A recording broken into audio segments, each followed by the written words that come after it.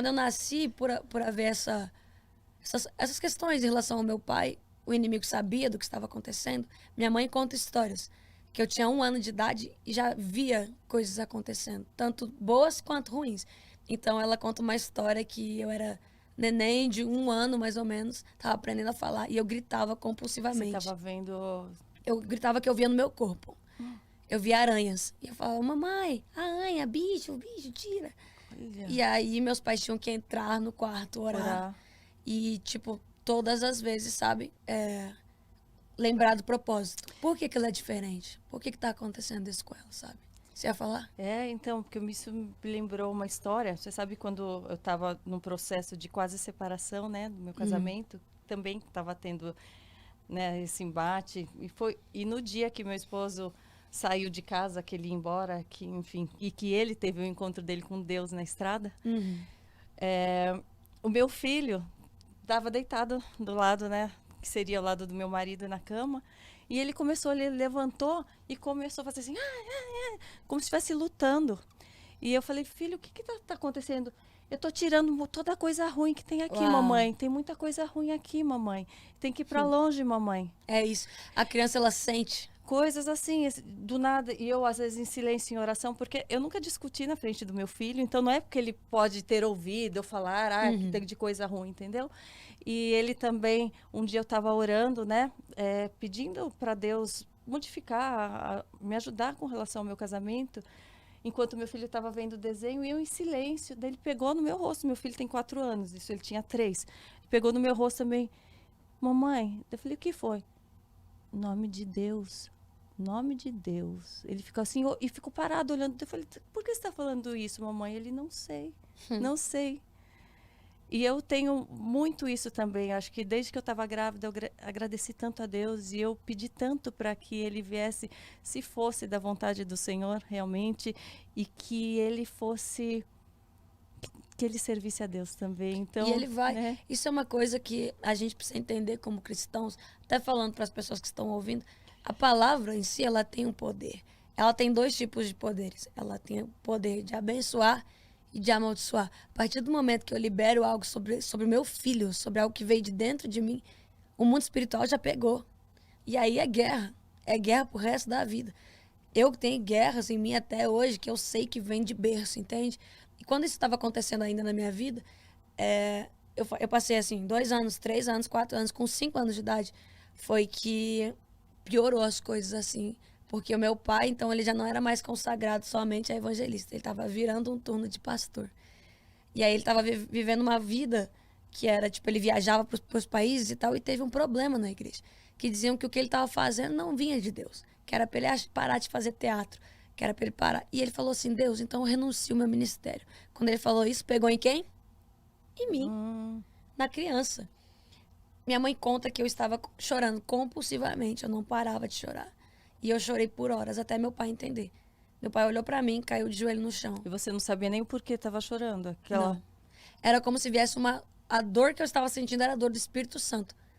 Pela consequência que meu pai estava tomando naquele dia. E aí meu pai ajoelhou, pediu perdão. E eu voltei. Então a criança, ela acaba sendo o termômetro espiritual de dentro de casa, sabe? Isso as crianças que têm essa sensibilidade, esse dom. E eu fui muito assim. Eu conto na minha vida, eu tive um testemunho de depressão, de ansiedade muito forte. Porque eu não entendia por que as coisas vinham pra mim. Eu não entendia por que eu era o alvo lá em casa. Isso já depois, aí um pouco mais velho, Isso ou ainda desde criança? os 6, 7. Assim, minha mãe conta, meu pai conta, meus irmãos, eu me lembro de principalmente escrever cartas. Eu aprendi a escrever muito cedo e eu escrevia cartas para o mundo espiritual. Você era uma criança introspectiva ou era Eu era muito expansiva? Eu era os dois. Então quando eu estava com pessoas, eu parecia outra criança, eu era uma criança livre, mas quando eu estava sozinha em casa, eu não tinha contato com a minha família, por exemplo. Eles achavam que eu era uma criança que não expressava muito amor, mas eu tinha muita guerra dentro de mim. Isso foi muito louco, porque eu acho que eu nunca cheguei a falar tão profundamente sobre isso, mas tinha momentos dentro de casa que eu carregava assim o meu caderno e eu desenhava o que eu sentia. Então, tipo assim, se eu fiz alguma coisa errada e a minha mãe brigou comigo, eu ia lá pro meu quarto e eu desenhava o meu sentimento. Por várias vezes eu desenhei coisas horríveis. Eu escrevia cartas de morte a respeito do que eu viveria e que eu não sabia que eu estava vivendo. Então, houve uma brecha espiritual em mim muito grande. Eu lembro de sair de dentro de casa. Eu era muito rebelde. Eu era uma criança muito rebelde. Você orava já? Você já tinha o hábito de orar desde pequena ou não? Eu sempre, Ou você aprendeu a orar e não orava, preferia isso? eu sempre orei. Só que como eu vivia isso, era uma oração sempre de medo. Era uma oração de Deus, por favor, me livra. Por favor, me tira daqui. Por favor, não deixa mais eu ver.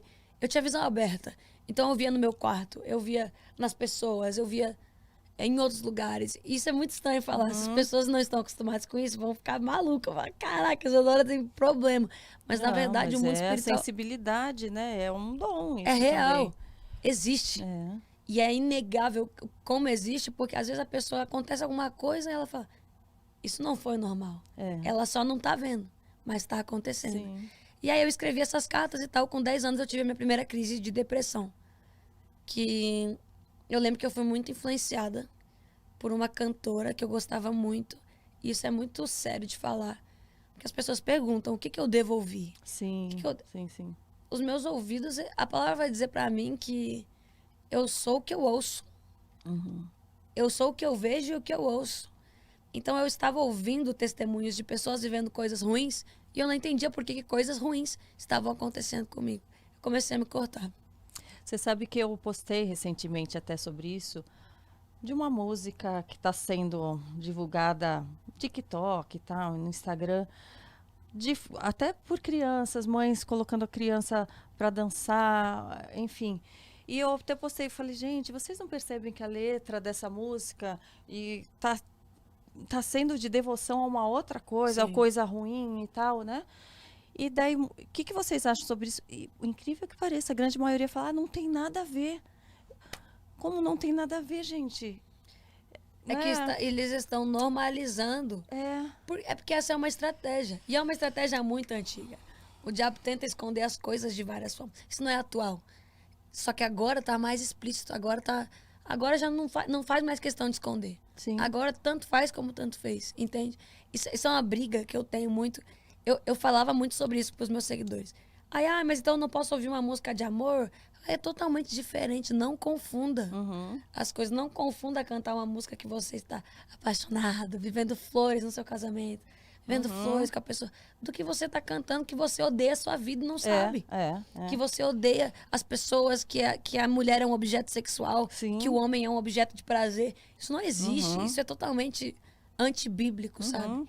Eu vivi isso, daí eu tive essa crise de me cortar e tal. E eu não entendia. Porque, na verdade... E como que a sua família não sabia. não sabia? Eu escondi. Você ficou um tempo assim, então. Eu escondia. Por quê? Porque eu não queria que eles me proibissem. Você vê aonde que tá a estratégia do diabo?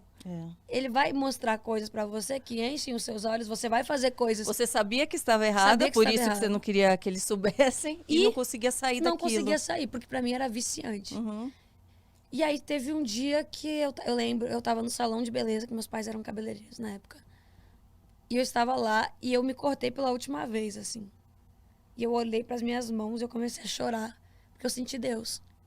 E Deus falou assim pra mim, você tá entendendo o propósito errado. Você pegou o dom e você tá usando de uma forma errada. Deus, então, ali, ele me constrangeu muito forte. Ele falou assim, nada disso foi pra te destruir, mas foi pra te preparar.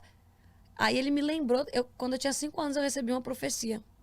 E essa profecia marcou a minha vida. Foi uma profecia de um pastor que veio dos Estados Unidos.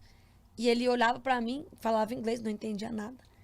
Mas eu chorava compulsivamente. E aí eu lembro que ele apontava assim pras bandeiras. E eu entendi uma frase que ele falou, a única frase que eu entendi. Falou assim, anota esses países, porque você vai levar através da música o evangelho pra esses lugares. E cara, foi em 2019, eu fechei as bandeiras. Todas as bandeiras que ele tinha apontado, eu fechei elas, cantando, sabe? Que demais. E então, ele me lembrou dessa promessa e falou assim, porque eu te prometi, não teria batalha menor. Pro lugar que eu quero que você esteja, não teria como ser mais leve. Você vai conhecer pessoas de todas as etnias. Você precisa estar pronto espiritualmente. E eu tô te preparando desde pequeno, porque vai ser cedo que eu vou acontecer. Eu chorava. E Então, esse foi o meu encontro. você já cantava nessa época? Já gostava de cantar? Já compunha ou ainda não? Eu Já comecei tinha... a escrever com 12 anos. Aí eu comecei na igreja a cantar também. Eu tinha, tipo assim, eu sabia tocar e tal, mas não era uma coisa que eu via. Eu sempre sonhei, mas eu não exercia ainda, sabe? E é interessante